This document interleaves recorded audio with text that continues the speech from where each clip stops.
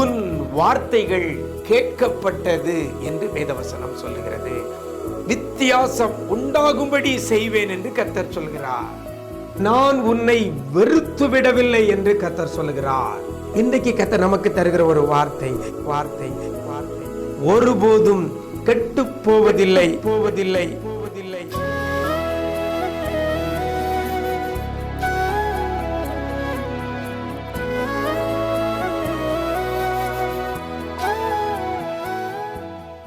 ஒருபோதும் கெட்டு போவதில்லை.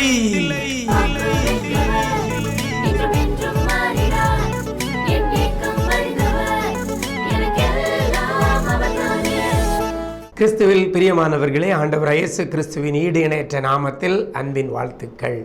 நிஜம் தொலைக்காட்சியின் இந்த விசேஷித்த வார்த்தை நிகழ்ச்சி மூலமாக உங்களை சந்திப்பதில் மிக்க மகிழ்ச்சி.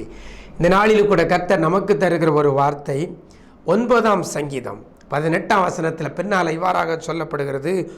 ஒருபோதும் கெட்டு போவதில்லை என்று வேதவசனம் சொல்லுகிறது.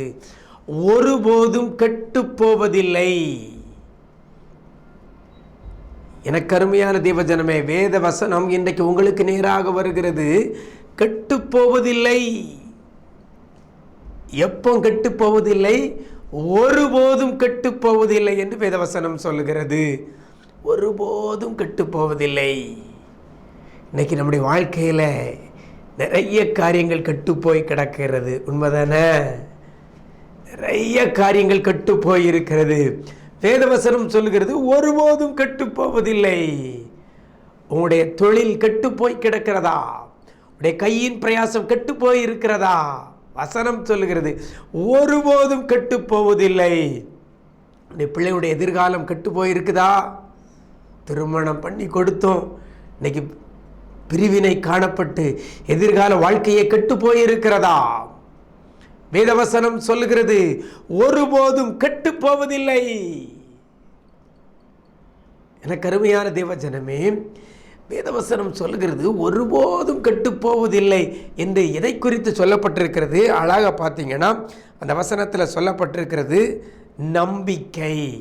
ஒருபோதும் கெட்டு போவதில்லை. நம்பிக்கை. இன்னைக்கு எல்லாருக்கும் ஒரு நம்பிக்கை இருக்குது. நம்பிக்கை இல்லாமல் யாருமே இல்லை. ஏதோ ஒரு நம்பிக்கை நம்மகிட்ட இருக்குது. அந்த நம்பிக்கை இருக்க போய்த்தான் இன்றைக்கு நீங்களும் நானும் உயிர் வாழ்ந்து கொண்டிருக்கிறோம். நாளைக்கு சரியாயிரும், இந்த பிரச்சனை நாளைக்கு மாறிடும், இப்போ இருக்கக்கூடிய சூழ்நிலை நாளை மாறிடும், அப்படி என்ற ஒரு நம்பிக்கை அடி மனசில் இருக்க போய்த்தான் நம்ம உயிர் வாழ்ந்து கொண்டிருக்கிறோம். யாரும் மறுக்க முடியாது. இப்போ இருக்கக்கூடிய பிரச்சனை எப்படியாவது மாறிடும், இப்படி இருக்கக்கூடிய சூழ்நிலை எப்படியாவது மாறிடும் என்று சொல்லி ஒரு சிறிய நம்பிக்கையோடு இருக்கிற தேவ ஜனமே, இன்றைக்கு அந்த நம்பிக்கை கர்த்தர் பேரில் இருக்குமானால் அதுதான் முக்கியம். இப்போ இருக்கிற நிலைமையை என் இயேசு மாற்றிடுவார். எப்படி ஆகிலும் என் வியாதியை எப்படி ஆகிலும் இயேசப்பா குணமாக்கிடுவார். என் நஷ்டங்கள், என் கடன் பாரங்கள் இவைகளெல்லாம் இயேசப்பா மாற்றிடுவார் அப்படின்னு சொல்லி நம்பிக்கை கர்த்தர் பேரில் இருக்குமானால் அந்த நம்பிக்கை ஒருபோதும் கெட்டு போவதில்லை. அப்படின்னா அந்த நம்பிக்கையின்படி கர்த்தர் செய்ய போகிறார். எதை கர்த்தர் பேரில் நம்பிக்கையோடு கூட இருக்கிறீங்களோ அந்த காரியத்தை கர்த்தர் நடப்பிக்க போகிறார். அது பிரிவினையா மாறும், கடன் பாரமா மாறும், வாழ்க்கையில் தோல்வியா மாறும், தொழிலிலே நஷ்டமா அது மாறும். ஏன்னா உங்க நம்பிக்கை கெட்டு போவதில்லை. கர்த்தர் பேரில் நீங்க வச்சிருக்கிற நம்பிக்கை கெட்டு போவதில்லை. இன்னைக்கு அநேகர் சொல்லுவாங்க எனக்கு கிடைச்சது இவ்வளவுதான், இது அவங்களுடைய நம்பிக்கை. எனக்கு அளக்கப்பட்டது இப்படிதான் அப்படின்னு நிறைய பேர் சொல்லுவாங்க. என் தலைவிதி இதுதான் அப்படின்னு நிறைய பேர் சொல்லுவாங்க. அப்படி அல்ல. உடைய நம்பிக்கை கர்த்தர் பேரில் இருக்குமானால் அந்த நம்பிக்கை ஒருபோதும் கெட்டு போவதில்லை. உடைய வாழ்க்கையில் எந்த மாற்றத்தை எதிர்பார்க்கிறீங்களோ அந்த மாற்றத்தை என் இயேசு எனக்கு தருவார் என்று சொல்லி கர்த்தர் பேரில் உங்களுடைய நம்பிக்கை இருக்குமானால் அந்த நம்பிக்கை ஒருபோதும் கெட்டு போவதில்லை. இன்னும் அழகாக சொல்லப்பட்டிருக்கிற அந்த வசனத்தில் யாருடைய நம்பிக்கையாம் வசனம் சொல்கிறது, சிறுமைப்பட்டவர்களுடைய நம்பிக்கை ஒருபோதும் கெட்டு போவதில்லை. சிறுமைப்பட்ட சூழ்நிலையில் கர்த்தர் பேரில் நம்பிக்கை வைத்திருப்பீர்கள், ஆனால் அந்த நம்பிக்கை ஒருபோதும் கெட்டு போகாது. இன்னைக்கு கடன் பாரம் என்கிற சிறுமைக்குள்ள கடக்கிற தேவ ஜனமே, உன் நம்பிக்கையை கர்த்தர் பேரில் வைப்பாயானால் அந்த நம்பிக்கை ஒருபோதும் கெட்டு போகாது. அப்படின்னா உன் கடன் பாரம் உன்னை விட்டு மாறும். வியாதியோடு கூட இருக்கிறீங்களா, ஆரோக்கியத்தில் சிறுமைப்பட்டு போய் இருக்கிறீங்களா, உன்னை நம்பிக்கை கர்த்தர் பேரில் வைங்க, அது ஒருபோதும் கெட்டு போவதில்லை. அப்படின்னா வியாதி உங்களை விட்டு மாறப்போகிறது. பிள்ளைகளுடைய எதிர்கால வாழ்க்கையினால சிறுமைப்பட்டு போயிருக்கிறீங்களோ, நல்லா திருமணம் நடத்தி படித்தேன் ஆனால் அன்னைக்கு பிரிஞ்சு போய் இருக்குது, எல்லாரும் உங்களை ஏளனமா பார்க்குறாங்களா, இந்த சிறுமைப்பட்ட சூழ்நிலையில் உன் குடும்பம் சிறுமைப்படுத்தப்பட்டிருக்கிற சூழ்நிலையில், உங்கள் குடும்பம் இப்படி சிறுமைப்படுத்தப்பட்ட சூழ்நிலையில் உடைய நம்பிக்கை கர்த்தர் பேரில் இருக்குமானால் அந்த நம்பிக்கை ஒருபோதும் கெட்டு போவதில்லை. கெடாதுங்க. நம்பிக்கை கடலானா நிச்சயமாக அந்த நம்பிக்கை ஒரு முடிவை கொண்டு வரும். நிச்சயமாகவே முடிவு உண்டு. உன் நம்பிக்கை வீண் போகாதுன்னு சொல்லி இருக்கிறது வேதவசனம். நம்பிக்கை கர்த்தர் பேரில் இருக்குமானால் அது சிறுமைப்பட்ட சூழ்நிலையில், அது ஒடுக்கப்படுத்தப்பட்ட சூழ்நிலையில், கேவலப்பட்ட ஒரு நிலையில் நம்பிக்கை கர்த்தர் பேரில் இருக்குமேயானால் அந்த நம்பிக்கை ஒருபோதும் கெட்டு போவதில்லை.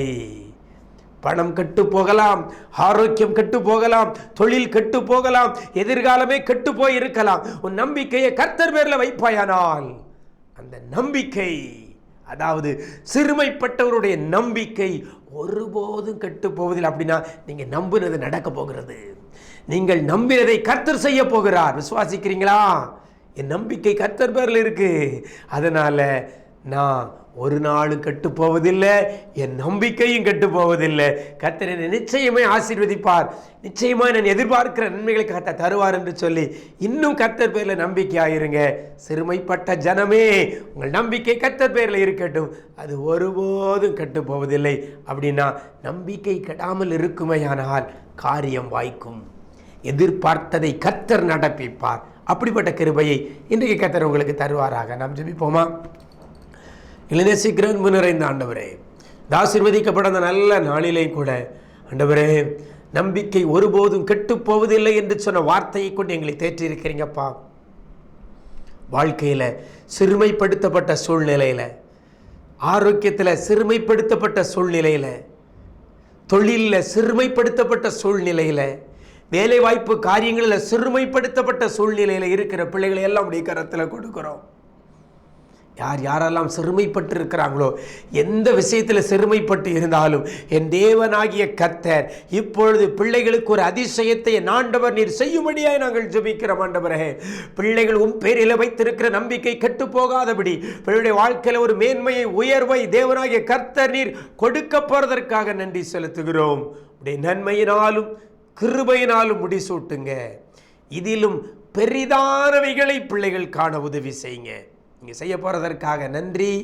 உடைய கரத்திலே தாழ்த்துகிறோம். நன்மையினால் கிருபையினால் முடிசூட்டுங்க. பிரேசுவின் மூலம் ஜெபிக்கிறோம் நல்ல பிதாவே, ஆமேன், ஆமேன். பிரியமானவர்களே, சிறுமைப்பட்ட சூழ்நிலையில் இருக்கிற உங்களுடைய நம்பிக்கை கர்த்தர் பெயரில் இருக்கட்டும், அது ஒருபோதும் கெட்டு போவதில்லை. God bless you.